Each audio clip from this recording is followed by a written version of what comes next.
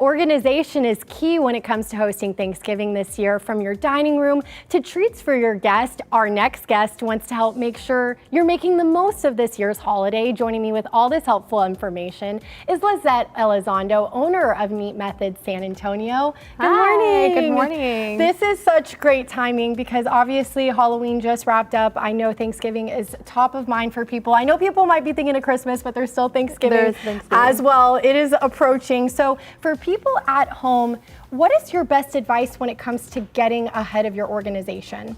I would say start small. Start in a small little space. Let's start with our kitchen. Find your utensil drawer and start from there. Okay, so what is your advice when it comes to your utensil drawer? I'm noticing that a lot of things are separated right now. And does that kind of help when it comes to finding things? Yes, so when you have an insert organizer for your utensils, it makes it very easy and you know, okay, I'm only gonna use these utensils and these are your primary utensils.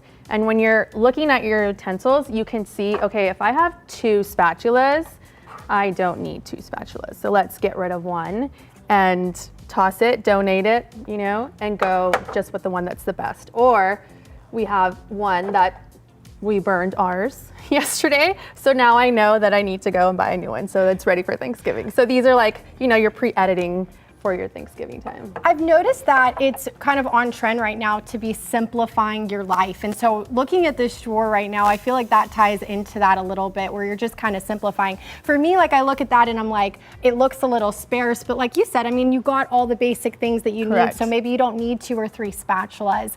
So what about when it comes to your spice cabinet? Because I know that that is an area that can get real jumbled real fast. Yes, so I would say open your spice cabinet or open your spice jar and go through all of your spices, edit them.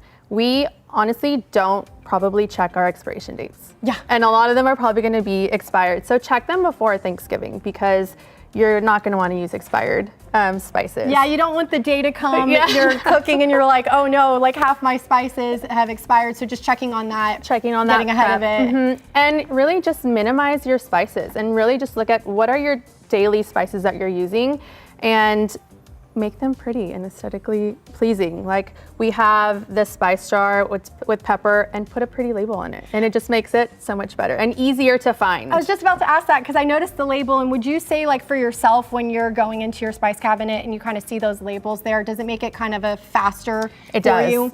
It absolutely does. And putting them in a jar helps you see, okay, right before Thanksgiving, I know I need to go buy more pepper. I know I'm low. Yes, that's super helpful. And then what about when it comes to your home bar setup? Our home bar setup, and especially getting ready for Thanksgiving, you want to make sure that your bar area is stacked.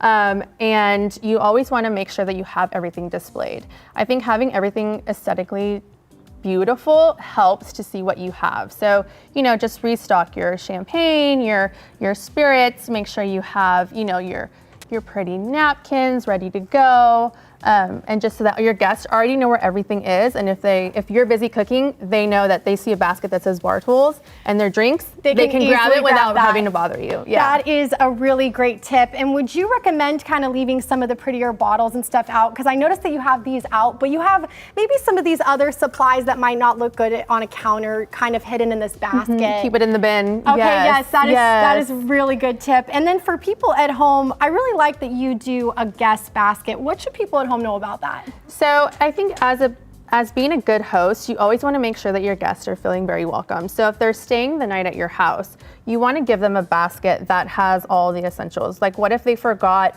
to bring their charger? Well, there's a charger already in here. A toothbrush, some water for at night.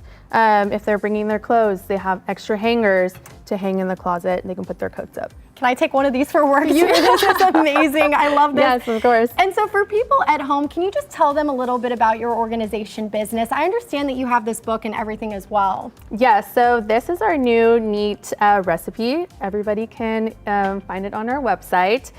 So our book basically goes through everything that you would need to know to organize your home. Anywhere from your closet to your garage to your office space, every space that you can think of, it's already here in our recipe book. It really sounds like you have people covered when it comes to all types of home organization. So for people, if they want to reach out to you, they want to get more advice from you, where can they go?